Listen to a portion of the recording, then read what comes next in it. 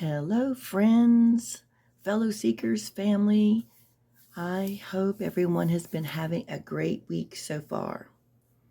At the time of this recording, which is the continuation of the exhausting Mr.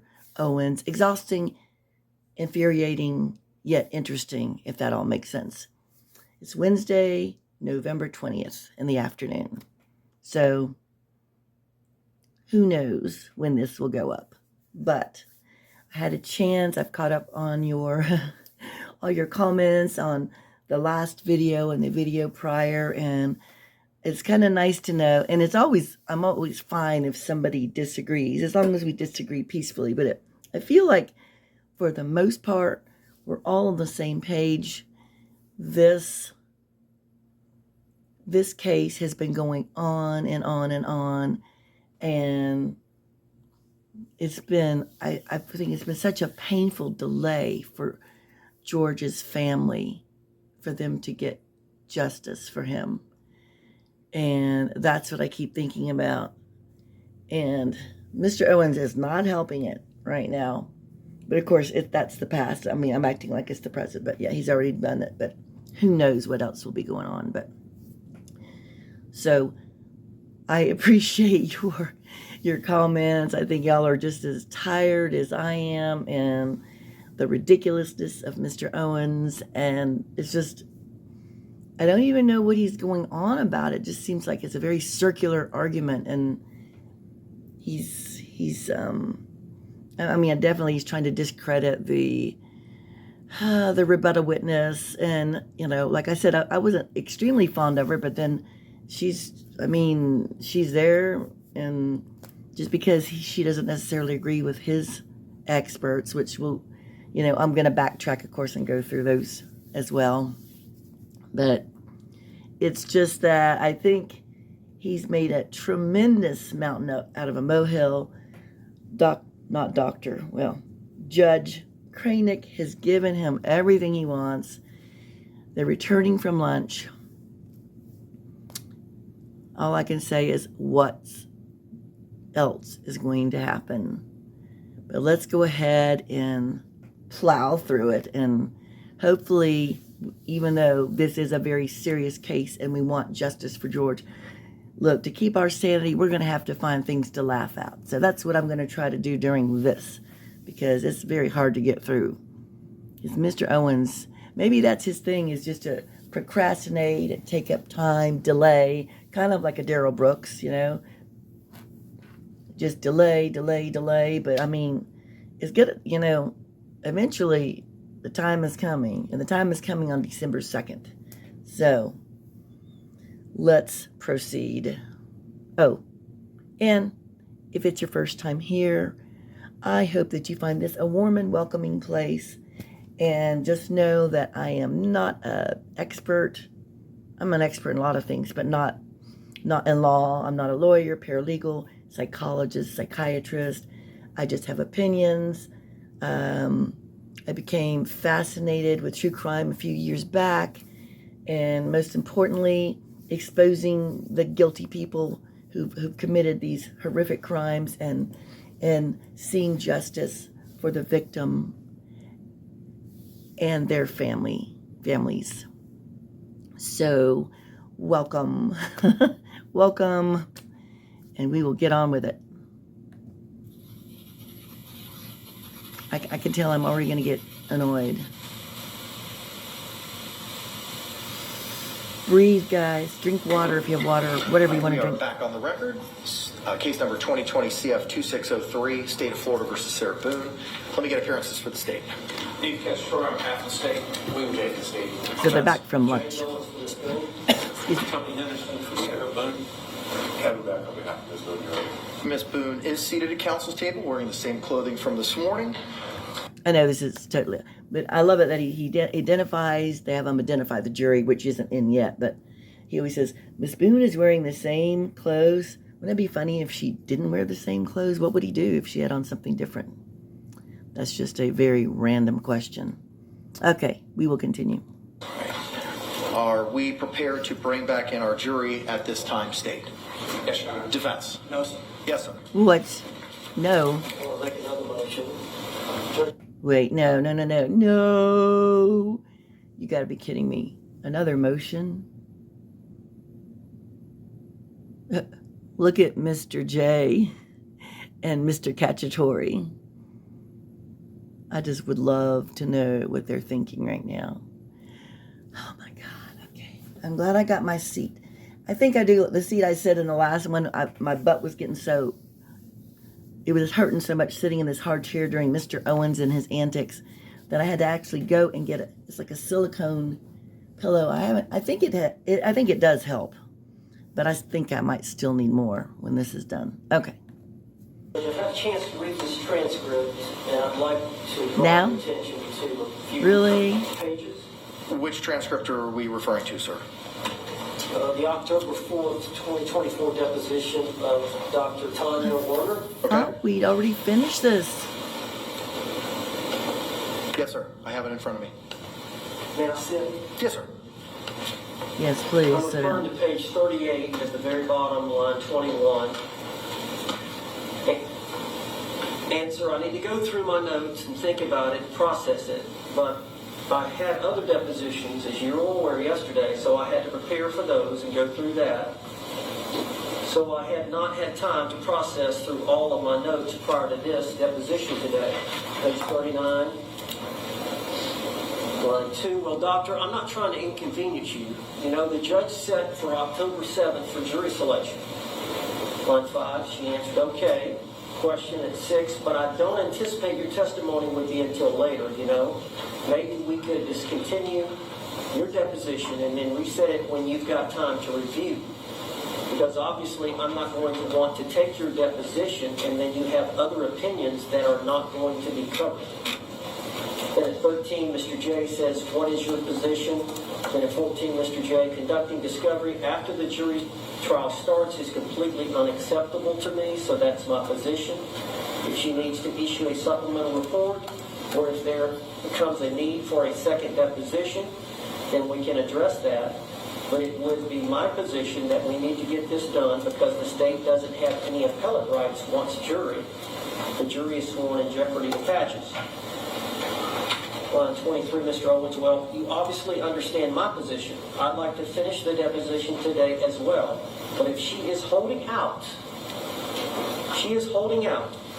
that she may have other opinions and other diagnoses after she has had more time to think, review the paperwork, then obviously that creates an issue.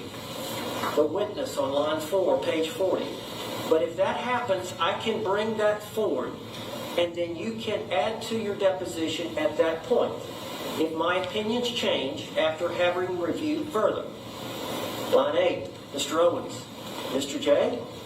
Line 9, Mr. J, I think you need to plow ahead. This is our time where the court reporter is prepared to give us a transcript by the end of the weekend, and if something needs to be amended, then she can A, issue a report, and then B, if you need to take a deposition, an abbreviated deposition on the limited subject matter she is not prepared to testify about on today, then we can do that. But the notion of halting a deposition today that is set for 3 hours and then doing a 3-hour deposition during trial, especially after jeopardy is attached, is not what the state would do. Line 23, page 40. Mr. Owens, I'm not suggesting that, Mr. J. I'm suggesting that we just said at the very beginning. I'm suggesting what you just said at the very beginning, which is let's finish. But if she has some supplement, then I would want to take a brief second deposition as it relates to any new diagnoses or opinions. Then Mr. J goes, I think he gets confused about an issue relating to a diagnosis of an adjustment disorder or anxiety disorder. So we get down to the bottom of page 41, line 22, Mr. J. Okay, so on this topic, if something new comes up, then we can address it. But if we have other topics to depose her on, then I would suggest to go on. And then page 42, line 1, Mr. Owens, I agree. And Dr. Werner, just let the state attorney know. I know that you may be, we are on short time. If you do review your notes over the weekend or whatnot and formulate any other opinions, just let the state attorney know and we'll address it. Line 7, the witness, absolutely.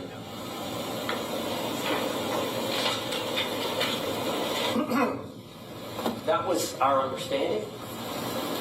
I've been ambushed by a new opinion that I was not made aware of by any kind of report. I was not notified by Dr. Warner. I was not notified by the state attorney, William J.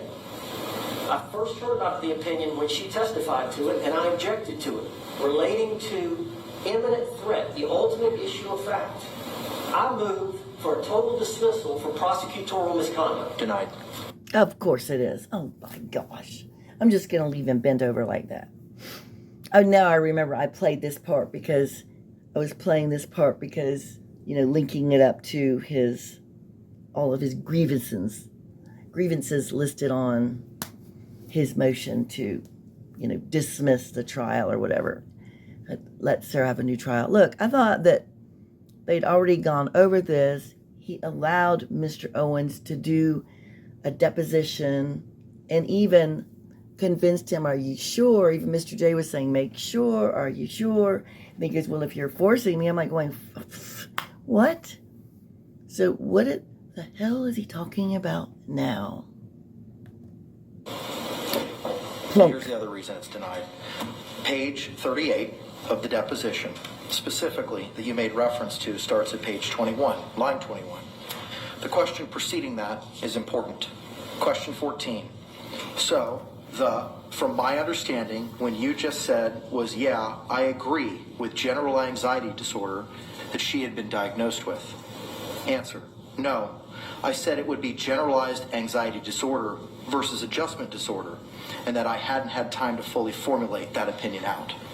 This entire conversation pertains to those two issues, anxiety disorder and adjustment disorder. It has nothing to do with PTSD, nothing to do with battered spouse. But Judge, we go on, and I see... See, Judge Kraynick is getting him focused. Thank God for Judge Kraynick. Okay. What she's doing, that she's saying, hey, I got jammed up, I had a deposition yesterday, I didn't really have time between the evaluation and the deposition 2 days later. She had a deposition in between to really think about it, really review my notes. So as a catch-all, I said on page 40, if you have other opinions or other diagnoses after she has more time to think and review the paperwork, then obviously that creates an issue. So yes, that was initially what she was talking about specifically, but I realized what she was saying was she was going to have to reflect on a lot of these opinions. So That's respectfully, sir, that's not what it says. Yeah, That's there you go. specifically in line with the anxiety disorder versus adjustment disorder. That was the entire topic that was being conversed with. Yeah. Now, later in the deposition, there are references, as I believe that I identified previously. Give me a moment. The patience Judge Kraynick has. I don't know how he does it. On page 59, line 22, question is asked, okay, and do you intend on expressing any other opinions other than what we've spoken about here today? Line 25, no. I will answer whatever questions I'm, moving to page 60, line 1, asked. Page 60, line 11. Well, let me just start with 2 because it gives it more context. Question. Well, I'm asking now. I mean, you're the expert. I'm not. You're the one that's evaluated her. You're the one that's given her the test. I don't know the field like you do. You know the field. I understand you've said, hey, I want to think some more about, hey, I want to think about this some more. I want to review my notes. Some more to see if, but in terms of right now, without any further reflection, without any further answer, yes, sir, question, reading of the notes, any other opinions that you think you could express in any form or fashion with all this experience, almost 1,000 jury trial or 1,000 trials you've testified as an expert. Anything else that comes to mind that may be an opinion that you might express in Sarah Boone's case? Answer. Anything else that I'm asked with regard to her diagnosis come into play with regard to her case, I guess? Question. what other opinions do you believe you're qualified to express as it relates to Sarah Boone and the facts and circumstances relating to this case? Anything with regard to her diagnosis, I guess. 61. Of those 4 things we mentioned, line 2, correct. And Judge, the 4 things were mentioned were related to the anxiety disorder, the narcissism, the battered spouse, the alcohol use disorder, which are in pages 58 to 59. But the overall thrust of that was any other opinions that were expressed. That was in good faith what we were doing. I would have, like I said before, I would have never taken her deposition. Once she said I hadn't finished my analysis and I may need additional information, just like he said the other day, Dr. Harper, if you get those additional medical records, Mr. Owens, about George Torres and give them to Dr. Harper, then I'm going to want to take her deposition again. The same rules apply. Why would I take her deposition when she hasn't finished? Because the court ordered you to take her deposition because there were concerns about being able to have all of this done prior to trial. Mm-hmm. And you had concerns about what she was going to testify to. And the court set a scheduling order as to when, how, where, and the deadlines for those depositions to be conducted. That prosecutor should have let me know. If he was going to ambush me at trial, I should have known beforehand about a new opinion that Dr. Warner was going to express, especially related to battered spouse, post-traumatic stress, and whether or not there was an imminent threat at the time of this event. And the court's addressed that. The court did exactly what was required by binding precedent by the 6th District Court of Appeal and held a Richardson hearing. Analyzed the 3 factors as required by Florida law with regard to those and gave you the opportunity as a cure. And with regard to your request to strike or dismiss the case due to prosecutorial conduct, the case law by the 3rd District Court of Appeal filed April 10, 2024, State of Florida versus Denninghoff, Denninghoff, and I can provide you a citation momentarily, states that dismissal is an extreme sanction to be used with caution and only when a lesser sanction wouldn't achieve the desired result. Specifically, dismissal of an information or indictment is an action of such magnitude that resort to such sanction should only be had when no viable alternative exists. There were multiple viable alternatives, including but not limited to my request, an inquiry of whether or not you wanted that struck, and the instruction to strike that opinion, which you demurred and said, no, I want it for cross-examination. And I gave you the opportunity twice to depose her here in open court, which I oversaw with regard to any opinion that she had based on the proffer or any other opinion that she would be offering today. For those reasons, the court is not going to exercise its discretion and strike due to the extreme nature of striking a criminal charge and for the adequate remedy that has been provided to you. Absolutely. Is there anything else, sir, we need to address? May I supplement the record? Yes, sir. Judge, this deposition did not end on page 40 or 41 or 42.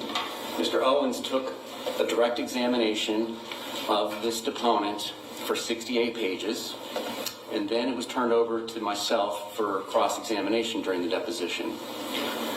Beginning on page 75, I asked the deponent, what did the defendant say about the murder?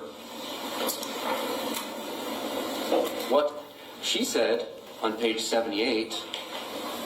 Oh, see, it's here that I guess I heard it because Mr. Owens submitted 68 pages, but isn't it interesting he didn't submit the rest of it? Because probably he didn't want to discuss what Mr. J is bringing up this very moment. We're on to you, Owens.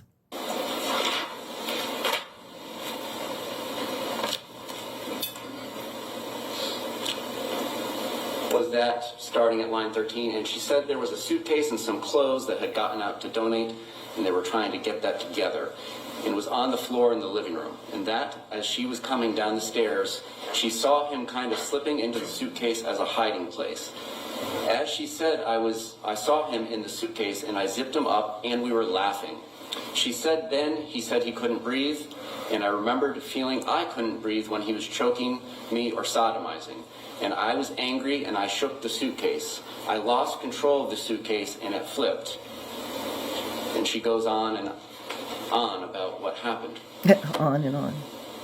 Defense counsel was there. He heard this testimony that there was no imminent danger presented at the time that she began getting angry, shaking the suitcase, hitting him with a bat, so on and so forth. And he didn't ask her that question after she had specifically instructed him, if you need an opinion of mine, you've got to ask me the question.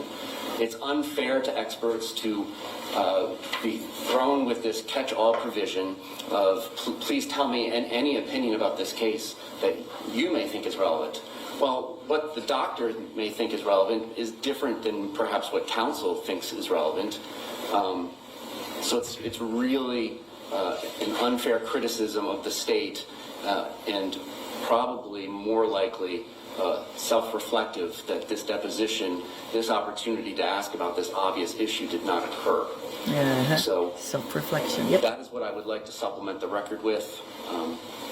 The deposition was substantially longer than page 41 or 42, where it's acting like it's concluding and is there anything else? The state would just submit, I understand very well what my ethical duties are. I do not have any ethical duty to provide him an unrecorded statement that is not inconsistent with prior testimony. This doctor did not give me any unrecorded statements inconsistent with her testimony. Thank you. Thank you. Judge, Yeah. I'd like to add on Say- page 79 Oh. that Dr. Warner claims that Sarah said he put his two fingers out and I hit them with a bat. So there was a rule of completeness. But for him to say that that's not standard operating procedure when they're taking a deposition of an expert. Mr. Owens, I've ruled, sir. I understand. I understand your position. However, the questions that were specifically asked, which gave rise to this, specifically pertain to opinions of PTSD. Yep. I'm not going to rehash any and all of those things. The record speaks for itself. The court has ruled. Your motion for dismissal of the charges is denied. For the record, the citation that the court relied upon with regard to Denninghoff is located at 388 Southern 3rd, 10055, located at pinpoint 1057, Florida, 3rd District Court of Appeal, April 10th, 2024. With that, are we ready to bring back in our panel? No, sir. Okay. Wow. Judge, I've got Earhart's Florida Evidence 2023 edition, volume 1, Charles W. Earhart. Let me tell you how you're going to rule on this, sir. I'm going to allow you, as I said up here at sidebar, to go into the facts that she relied upon and what it is that she utilized. I'm going to allow you, sir, as I said up here at the bench before the lunch hour, to go into those opinions that she didn't offer here today. And on rebuttal, Mr. J, I'm not going to allow you to stand up and say, may I voir dire, that wasn't one of your opinions today. You can address all of that and redirect. Is that clear? Clear to state. Judge, let me just Clear to review the state. because Oh I my had gosh. several. What you had inquired of me, Mr. Owens, up here, was that you wanted to go into these other facts, medical records, text messages, statements, and you said, if I can't do it now because he's going to object, I'm going to call her and assert rebuttal. And the problem, as the state pointed out, is that you can't use her as a conduit to admissible evidence on direct examination. And that if you want to do it, you got to do it now. And your argument was it goes to her bias, it goes to her credibility, and that you're permitted wide discretion on cross-examination. I agree with you. I agreed with you before the lunch hour. My ruling hasn't changed.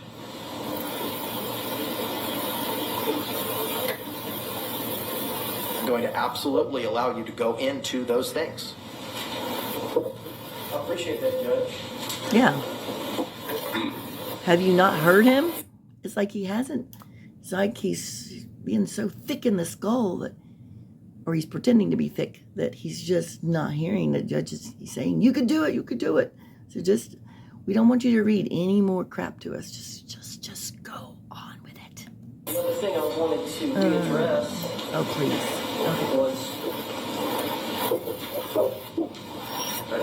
was I'm taking care of it, Counselor. Give me a moment.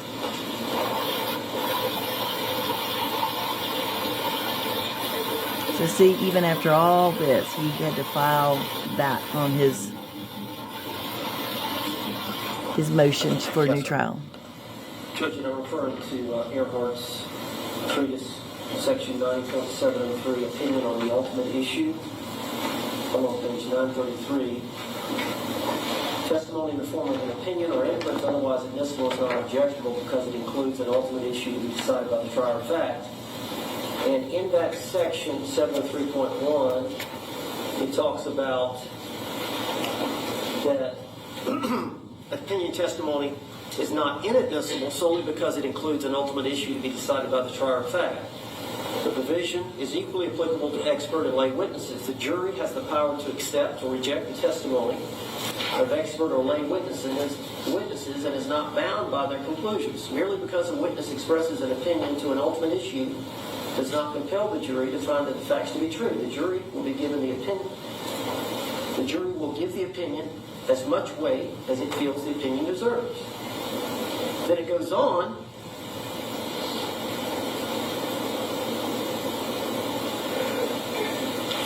The abolition of the rule against opinions on the ultimate issues does not mean that all other opinions are admissible. Witnesses will be prevented from expressing their conclusions when the opinion only tells the jury how to decide the case.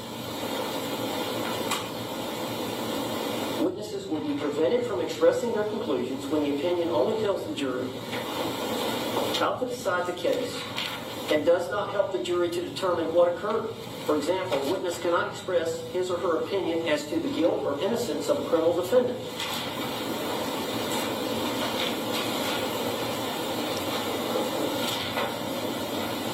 I'm on page 940. Great. 703.1 still. When a witness is asked to express an opinion that applies a legal standard to a set of facts, which Dr. Werner did, the opinion testimony is generally inadmissible. The danger is that the witness will apply a standard or definition which is different from that defined by the applicable law. The application of erroneous legal standard results in the opinion testimony being misleading and not helpful to the jury. For example, an expert cannot opine whether a nursing home was negligent in its care of the decedent. That's exactly what we spoke about at counsel's table. I know, Judge, but if you go on, it says I know, an but expert may not be permitted that a truck driver drove in a grossly negligent manner, whether the sheriff's conduct was unconstitutional, whether certain waters are navigable, whether the defendant's action constituted misapplication or concealment of funds, or the legal obligations of the parties to a contract. Whether the testimony of the expert is a permissible factual conclusion or the impermissible application of a legal standard or definition to a set of facts is sometimes a fine distinction involving a large measure of discretion with a trial judge. For example, the admission of expert testimony that certain investments, it goes on.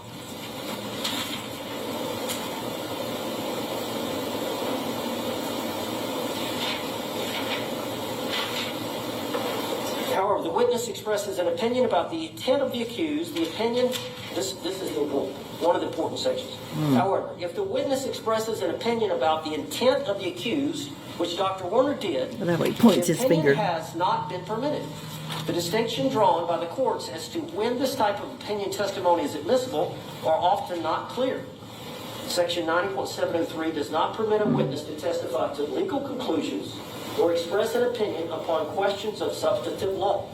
This expert testimony regarding substantive legal principles may not be helpful to the jury and may create confusion if an expert testifies in a manner that is different or even in conflict with the testimony of an opposing expert. But the citations, respectfully, Counselor, If I can finish.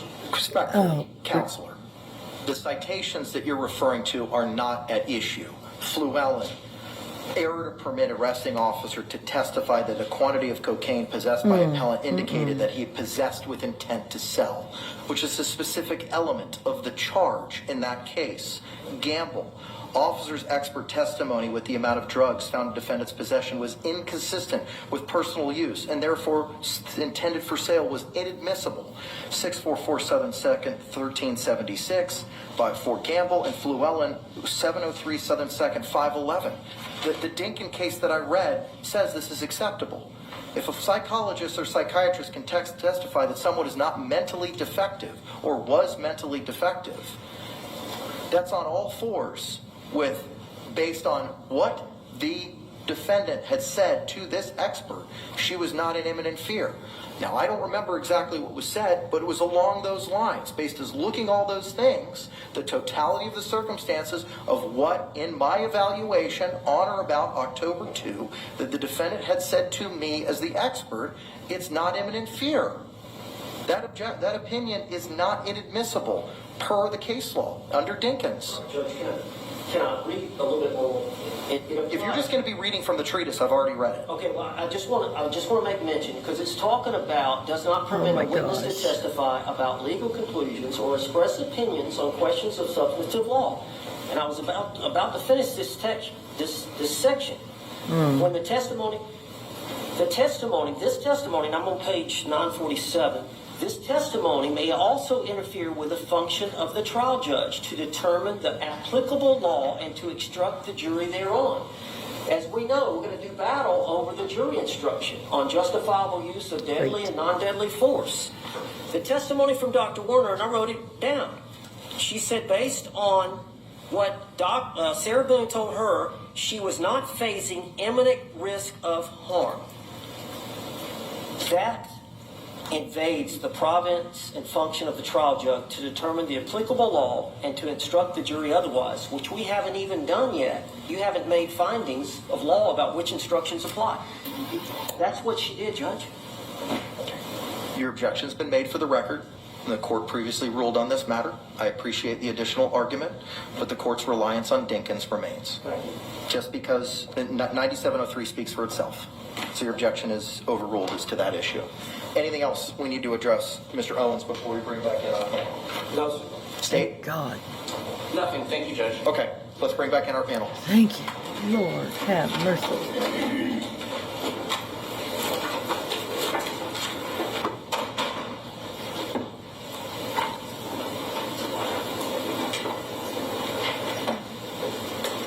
That's when Sarah whispers to him, "You've got to file the motion if I'm found guilty or mistrial."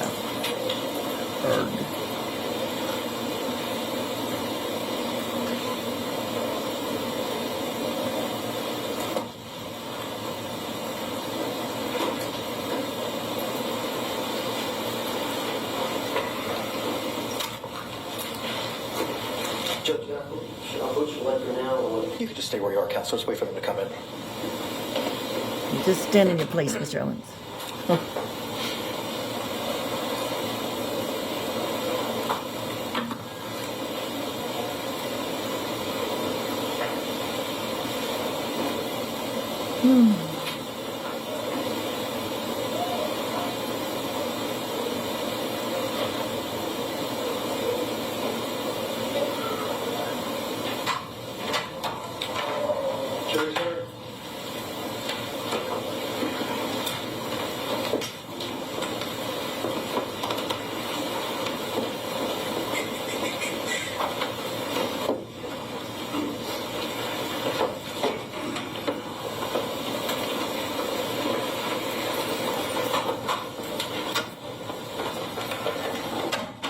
State, do you recognize our jury? Yes, Your Honor. Defense, do you recognize our jury? Thank you. All can be seated. Members of the jury, welcome back. Juror number 2, back row. He's already ready. I see those hands are raised. You know what's coming. Y'all complied with the court's instructions, right? Thank you. Record reflect all hands have been raised. Mr. Owens, you may continue your cross-examination, sir. Deep breath. Okay. Dr. Warner, I don't want to rehash it, but just for the jury's sake, would it be fair to say that the text messages that you were forwarded by the state attorney for you to review, you did not deem to be relevant to your evaluation? Right. They demonstrate. Ma'am, it's a yes or no question. Yes.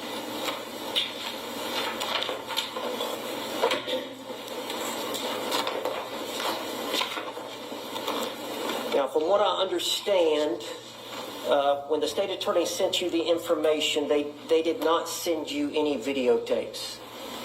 Correct. So you have not reviewed any videotapes in this matter. Correct. The suitcase videotapes, either one of those you have not reviewed. I have not seen them. Okay. Or any body cam videotapes you have not reviewed.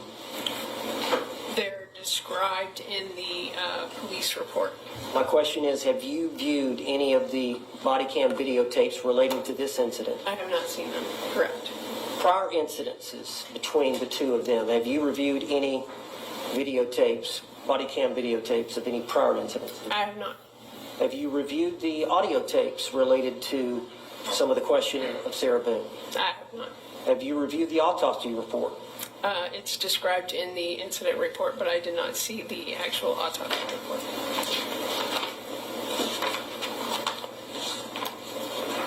Now, you're aware that we have called two experts, Dr. Michael Brannon and Dr. Julie Harper. Is that correct? Yes. And you're aware that they are forensic psychologists. That's correct. And you are a forensic psychiatrist.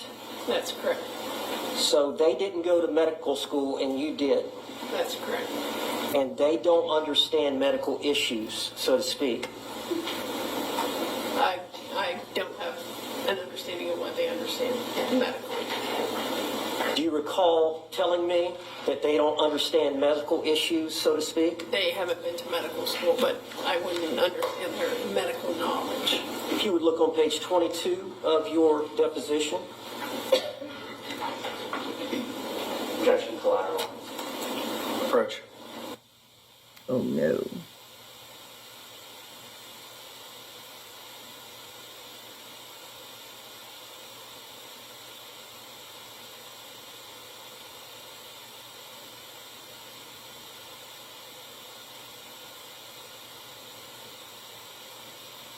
One of you said that Mr. Owens reminds him of Elaine, Objection's overruled.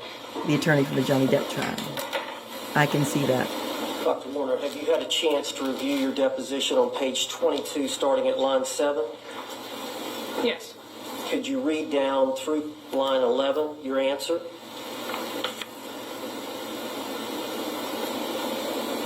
Yes, I'm talking about psychologists in general, not with regard specifically to your experts, which is what you were just asking me about. Okay, but you would agree, your opinion is psychologists typically do therapy, but they don't prescribe medication or understand medical issues, so to speak. Correct. Overruled. But I wasn't specifically talking about your experts, which you were just asking me about your experts specifically, and I said I didn't understand, I didn't know what their specific medical Right, that's what you said under oath October 4th of this year. Argument is sustained.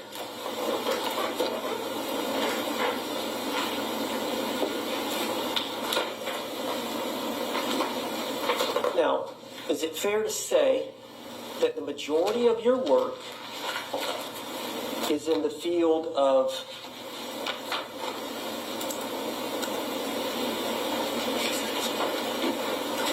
competency to proceed and guardianship evaluations?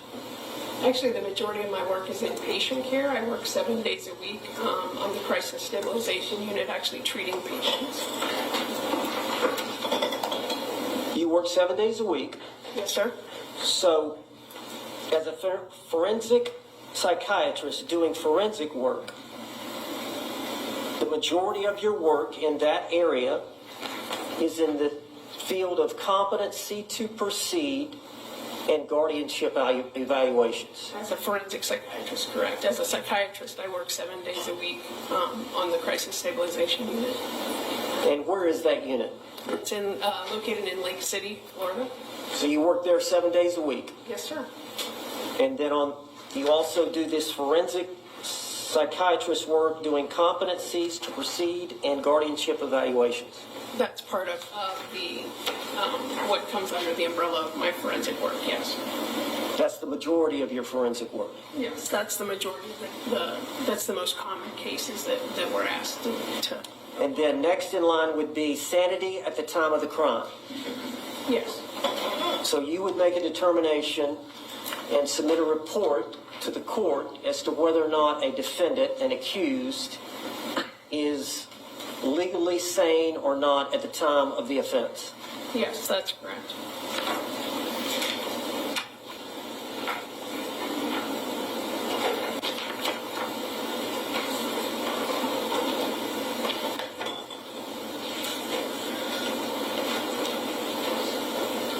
fair to say that you also testify weekly as a treating physician through Baker Act Court? Yes, that's correct. Every Thursday, we have Baker Act hearings with regards to our individuals who are being held in our crisis stabilization unit.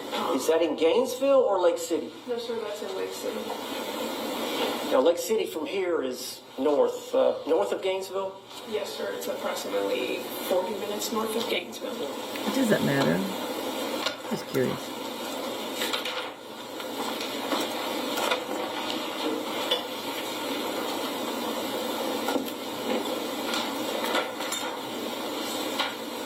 Now, I believe you said you've testified in battering spouse situations in court approximately 5 to 10 times? Yes. Is that correct? Yes. And you often refer to that as intimate violence cases? Yes.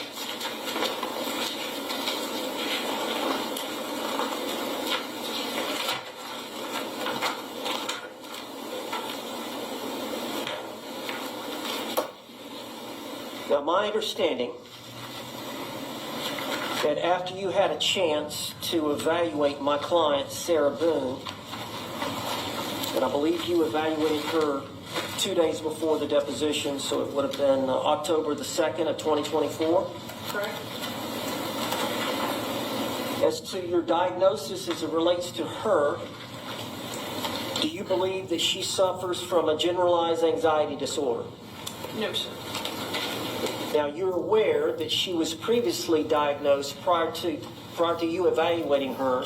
She was previously diagnosed with a generalized anxiety disorder. She told me that she had previously been diagnosed. I did not see any medical records with that diagnosis in it, but she told me that she had previously been diagnosed with that. Did you attempt to secure any other records to us? Proper. Just stand. Did you diagnose her with an adjustment disorder? I did diagnose her with an adjustment disorder. Do you believe that if she was diagnosed with a generalized anxiety disorder, it's really not that, it should be an adjustment disorder? A lot of the symptoms overlap for the two diagnoses, and we see that quite often, that the different diagnosticians or physicians come up with different diagnoses based on a conglomerate of symptoms. So it's not uncommon for the two diagnoses to overlap based on the symptoms. Do you agree back on October the 4th, 2024, when I took your deposition, that you could not make up your mind at that time whether she suffered from generalized anxiety disorder or an adjustment disorder? I had not made a clinical decision at that time. I hadn't reviewed all of my documents at that time. When did you make a clinical decision that she suffered from adjustment disorder as opposed to generalized anxiety disorder? It was probably within the next week when I was reviewing all of the, going through all of the documents in her interview more thoroughly. Dr. Warner, did you agree you did not notify me? Judge, may we approach? Yes. Oh, look at him trying to slip that in. He's just trying to make her look bad. But I think he's making a fool of himself. Just my opinion.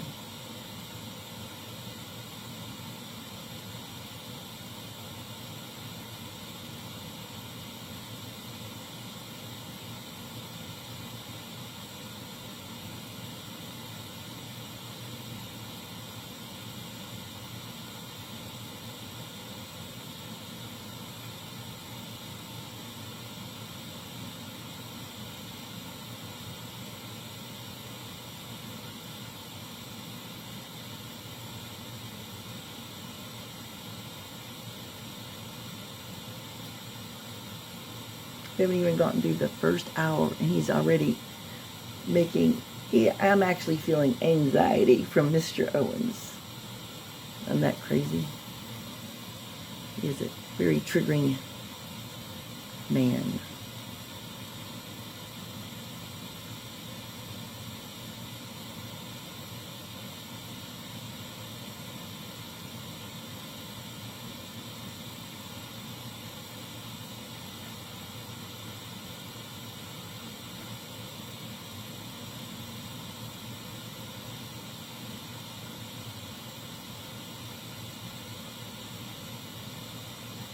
TikTok.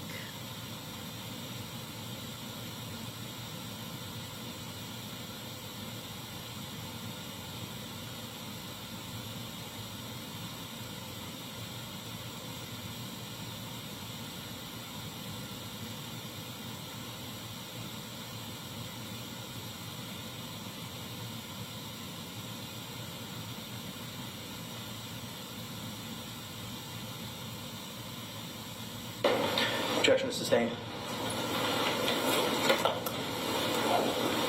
Dr. Warner, you agree that when I took your deposition on October the 4th, you had questions, in all honesty, about whether or not you felt like Sarah Boone suffered from a generalized anxiety disorder versus an adjustment disorder. I was leaning towards adjustment disorder secondary to her being in the correctional setting, and I think I said that in my deposition. I didn't know that I had enough information from her because I only had information from her. I didn't have anything in the medical records to support generalized anxiety disorder, so I wanted to review that. I'm just learning it now as you testified here today. Oh my gosh. Is this the first time you've let the parties know that this is your opinion? That I believe that she has generalized anxiety disorder? No. That I believe that she has Adjustment disorder. Adjustment disorder, yes. There you go. You happy, Mr. Now, Owens? From your evaluation, you determined that she had a personality trait, That's correct. and you felt like that she had a grandiosity issue, Yes, she has a narcissistic personality disorder trait. a Trait. one trait. Correct. Do you agree a lot of people have one trait? Yes. Okay. A lot of people have a grandiosity trait Yeah, that's correct. that are not narcissists. But I never said that she was a narcissist.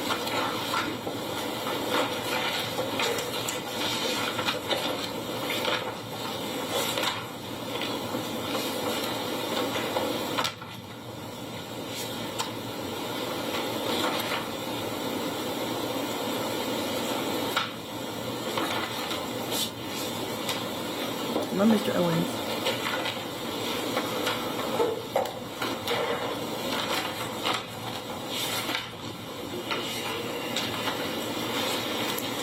Is it your opinion that Sarah Boone has alcohol use disorder?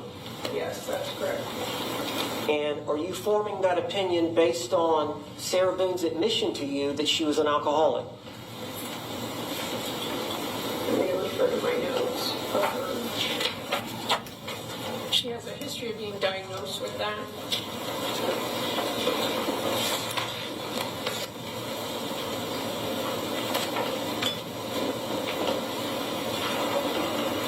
She also acknowledged to me that her use had been problematic.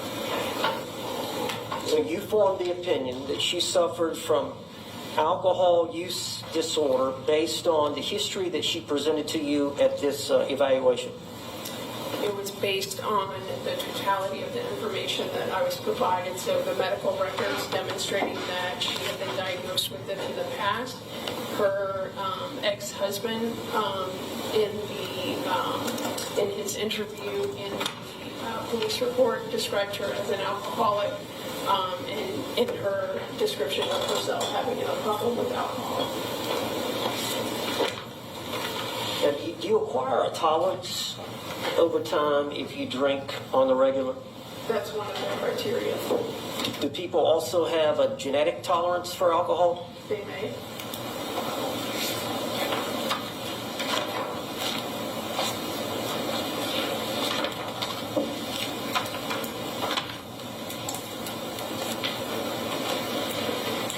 Now, as it relates to battered spouse syndrome, would you agree that that is a recognized syndrome in the psychiatric community? Yes. And you have heard no criticisms of that syndrome? No. And you would agree that's a subset of post-traumatic stress disorder? Yes. And you would agree that Lenore Walker first developed the theory of post-traumatic stress syndrome? Yes. I think at the time of this deposition, you were not sure you knew Lenore Walker. I don't recall that. All right, look at page 54.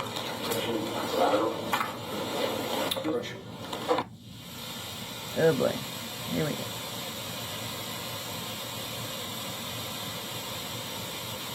Well, this is his chance, and he got his chance, but he still filed that motion for a new trial.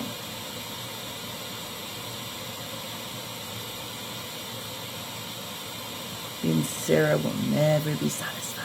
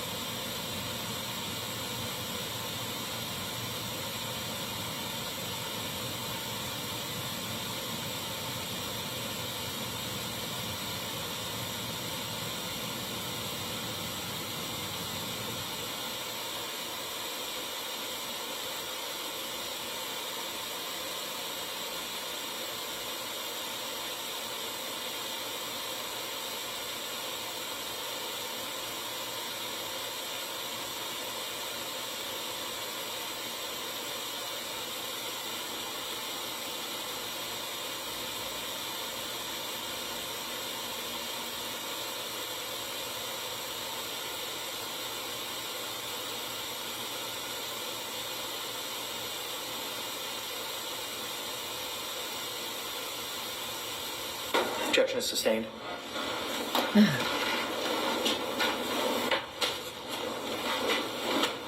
Dr. Warner, do you recognize Lenore E.A. Walker's book, The Battered Woman Syndrome, as an authoritative treatise on battered spouse syndrome? I do not, because I have not read everything. I haven't read it, and so I can't say that I agree with everything in it.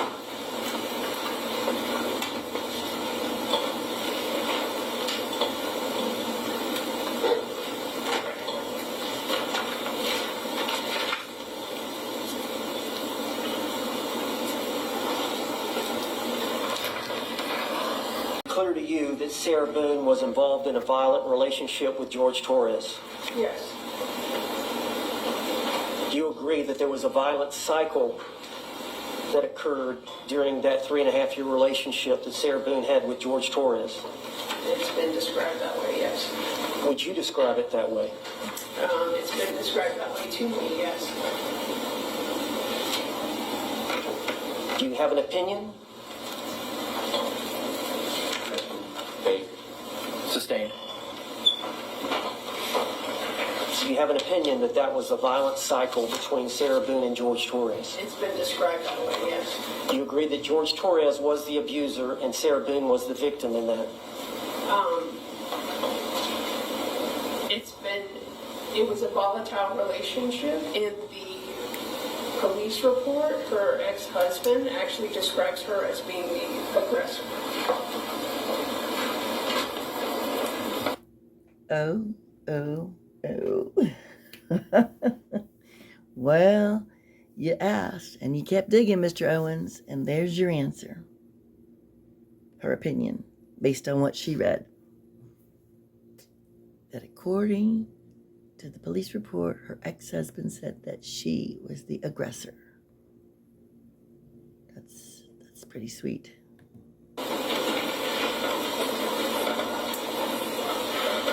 Okay, I'm going to show you what's been identified. I love that. That's Exhibit I. I have not. You see the injuries on Sarah Boone? I do.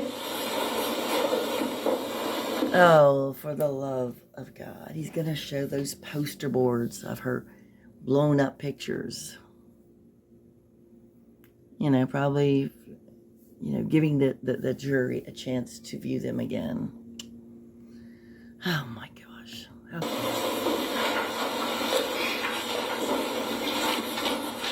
I'll show you defense identification H. You see this photograph? I do. Have you ever seen it before? I have not. He's holding it up like, Sarah Boone. I do. didn't the Price is Right ladies used to, Okay. Sustained. I don't know. It just looks ridiculous. I'll show you defense identification G. So what is he going to ask her Have you ever after seen this photograph? having her look at all those photos? What's the question going to be? Did you ever read anything about George Torres using a curtain rod as a weapon against Sarah Boone? I don't recall that specifically.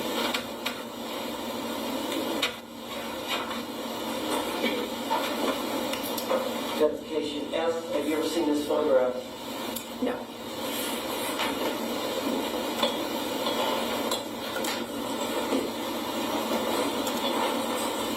Defense identification E.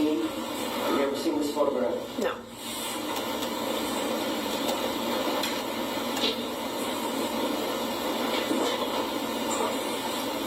Identification D.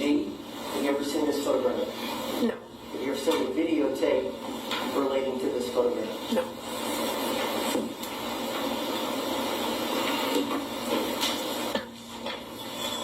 What's the point?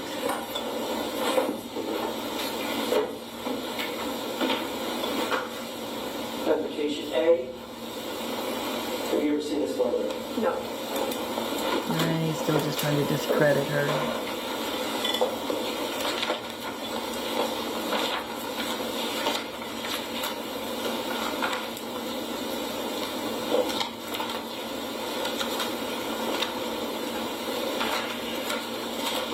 Now, I believe at the time of the deposition,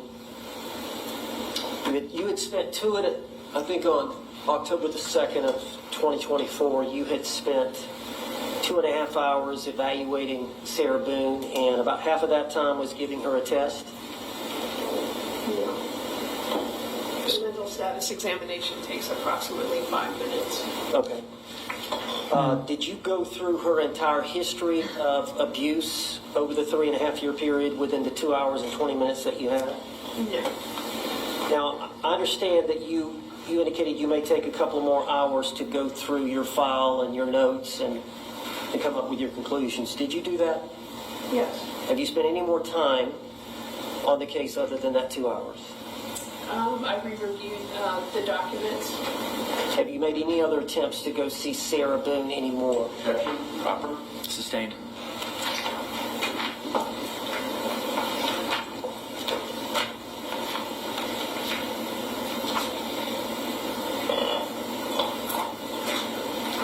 Come on, Owens. Get it done. Get it done.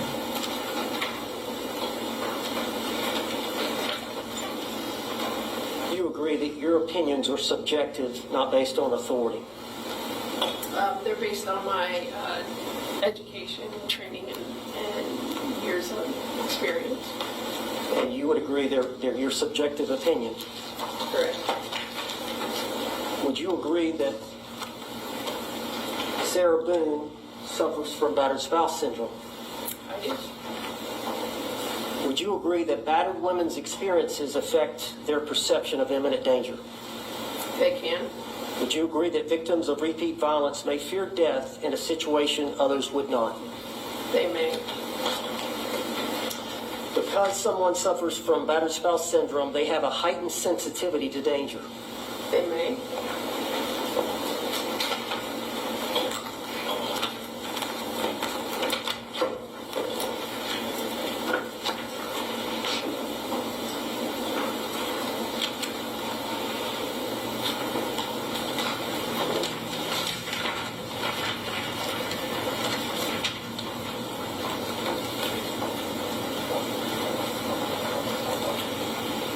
agree that people suffering from depression and anxiety are predisposed to getting into a relationship with a partner who may be violent? They may, each individual is different. Are they more susceptible to getting in a relationship if they suffer from depression and anxiety with a violent, intimate partner? They may be.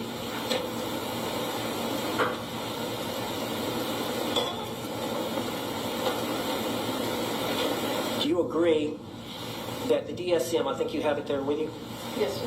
directs that the clinician should consider post-traumatic stress disorder if there was exposure to extreme stress? Do you agree with that? Yes. Did you do any testing to measure whether or not Sarah Boone had post-traumatic stress disorder? No. Is it your opinion that Sarah Boone suffers from post-traumatic stress disorder? Again, she did not give me enough information to formulate an opinion with regards to that.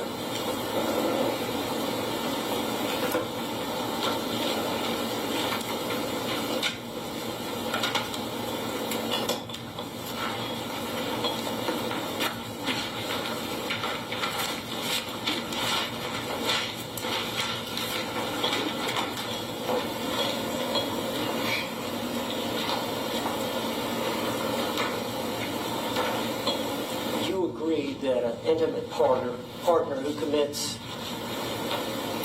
acts of violence, physical violence, against the victim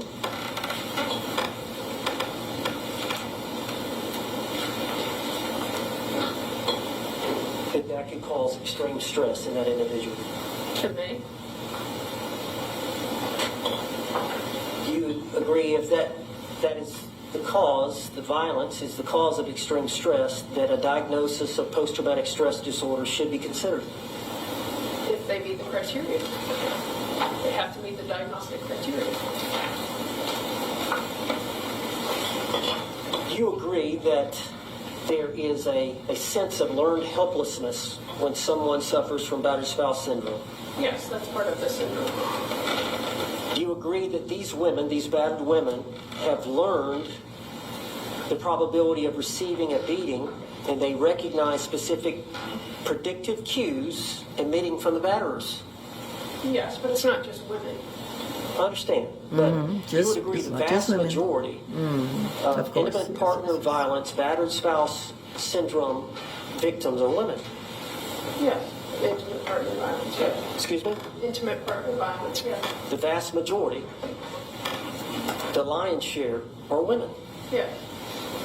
And these battered women have learned the probability of receiving a beating by recognizing specific predictive cues emitted by the batterers. Correct. And But you're many not times, describing these Sarah. predictive cues result in a high level of anxiety. Yes. And in that situation, the battered women may attempt to reduce through several different means, one of which is to avoid delaying the beating. Yes, we talked about that with the cycle. What is a basal instinct? A Basel instinct? I have no idea. Primal fear? Primal fear is just being afraid. Is that a natural instinct that animals have? Yes. Fight or flight instinct? Yes. You don't even think about it. Correct.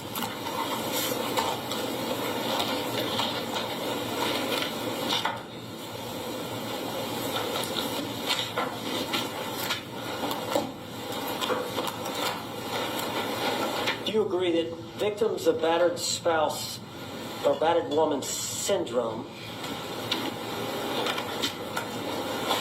suffer from self-isolation, suicidal thoughts, and oftentimes substance abuse? They may. Each individual is different, so they may. And they may show signs of physical injury and illness such as bruising and chronic fatigue. Yes, those can be signs.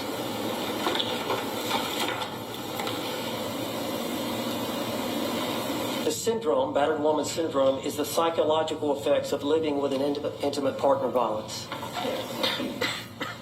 They may have intrusive memories, They may. or they re-experience past traumatic events in their mind. Yes.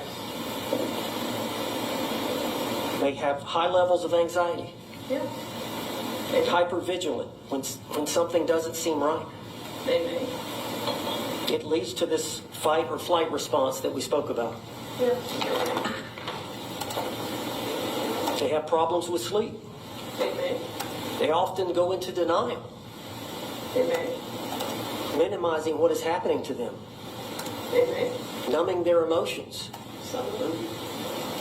Disassociation. A battered woman may often develop a defense mechanism of being able to psychologically detach from their body during the traumatic experience. Facts. Sustained.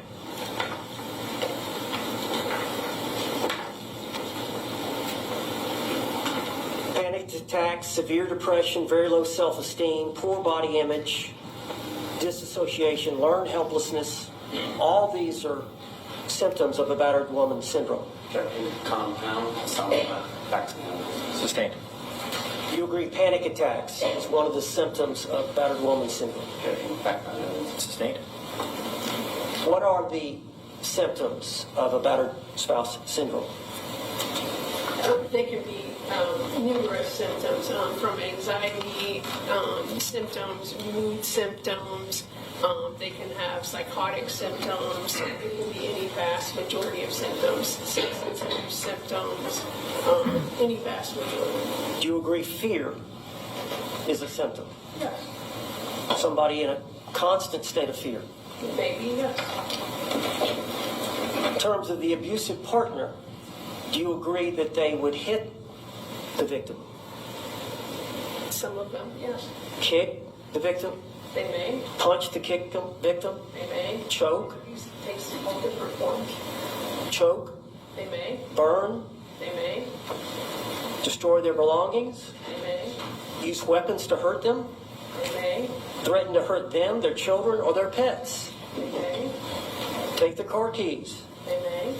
take their debit card, They may. take their vehicle, They may. control where they go and who they see, Yes, they may. force them to have sex when they don't want to. Yes, they may.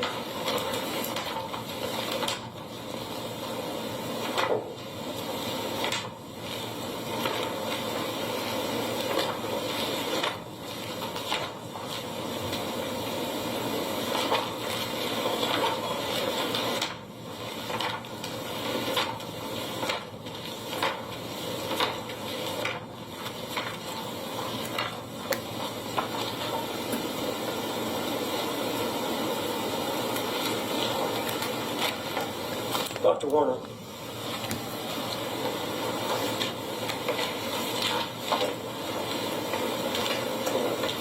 I know you spent a short amount of time with her, and you're saying we didn't get some of the answers as to whether or not. Facts. Misstating facts. Objection sustained.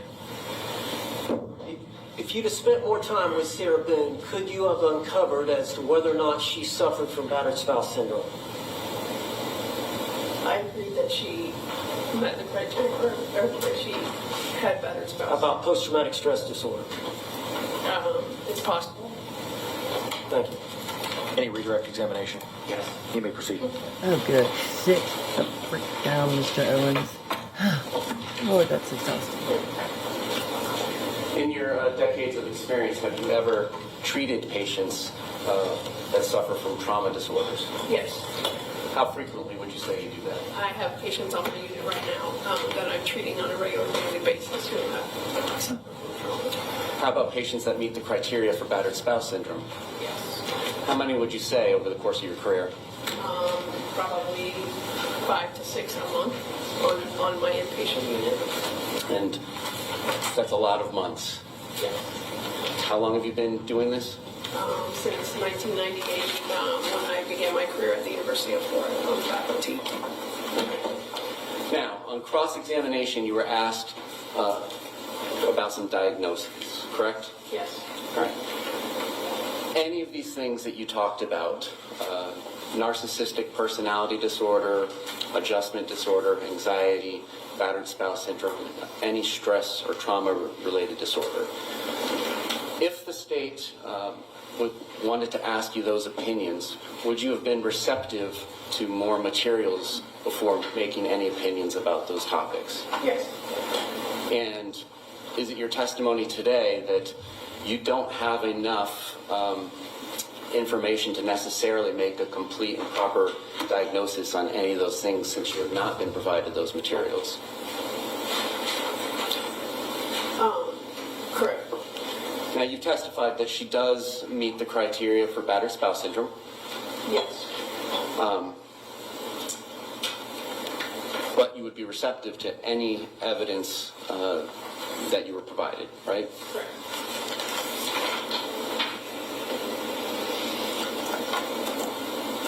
Going back to what you testified to on direct when the state asked you your opinion about this case, everything that you just talked about with Mr. Owens, does that change your opinion about whether or not battered spouse syndrome is applicable to the facts as Ms. Boone relayed them to you about this incident? No, not at all. And why is that? Because again, she just Objection, Judge. Oh boy.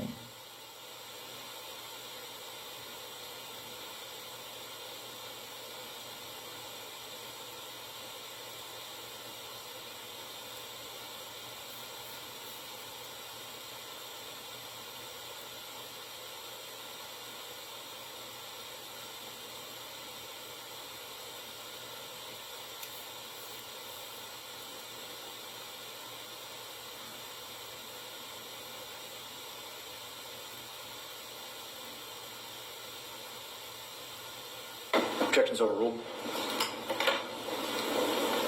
Based on your conversation with Mr. Owens, you've indicated that your opinion did not change, and now would you answer why? Yes. So based on my interview with her, the way that she described the incident to me, and that they were laughing and having a good time, it didn't play into relaying any kind of triggers or any kind of trauma. And I'm showing you what has been marked for identification purposes by the defendant as I. Does this photograph inform you as to what happened? No. Does it inform you as to who was the aggressor? No. H for identification, same questions. Does it inform you as to what happened? No. Does it inform you as to who the aggressor was? Yeah, those darn pictures, poster boards of pictures of Sarah's injuries. I mean, she could have fallen in a drunken stupor. She could have done it to herself. She could have walked into something, fell down the stairs, not necessarily dragged down, as she alleged George did, which I don't believe he did. So yeah, they could be anything. Same questions for G. No. F. No. E. No. D. No. And A. No. If those specifics as to what happened and who was the aggressor is dependent upon the credibility of somebody, would you want to take into account all the things that can make a person credible or less than credible? Yes, you would want to take that into account. And you talked about alcohol use disorder. Would you take that into account if somebody is under the influence of alcohol or have been consuming alcohol when they relay a history as to things that happened?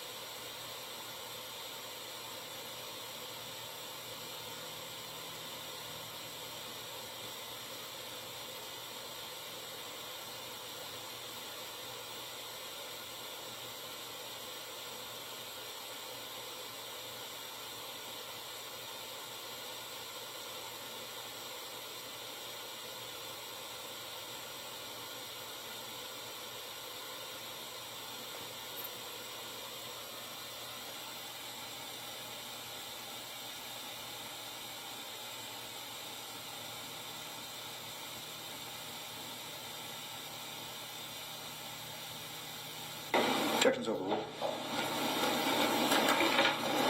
Would you consider somebody's alcohol use and level of intoxication in evaluating the credibility of them as a historian?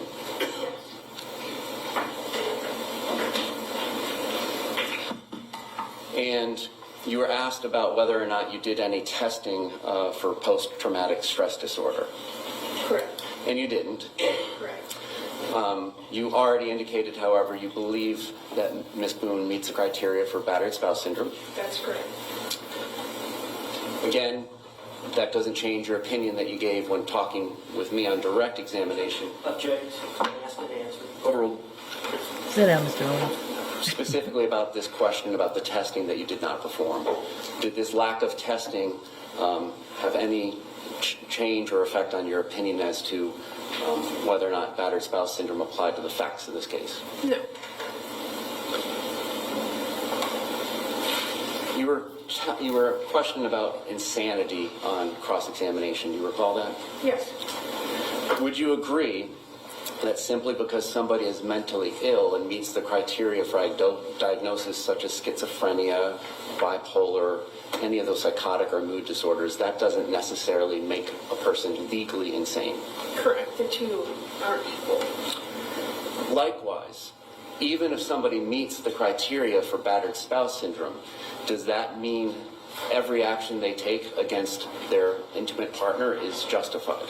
Correct. That's not it. They wouldn't be equal.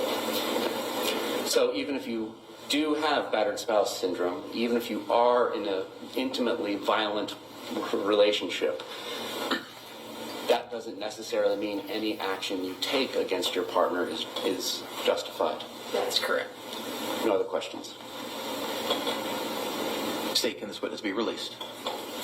Yes. Defense. If we got a phone number, we can reach out to them. Reach I may out be to him. released, potentially subject to recall. Thank you. Oh, stop. When are they going to do that?